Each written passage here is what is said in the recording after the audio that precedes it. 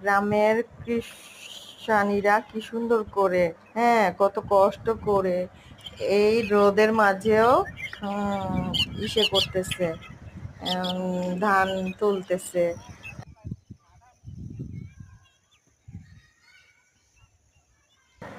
গ্রামের কৃষানীরা কত সুন্দর করে এই রোদের মাঝে ধান খেতে ধান তুলতেছে, তারপরে ধানের কাজ করতেছে।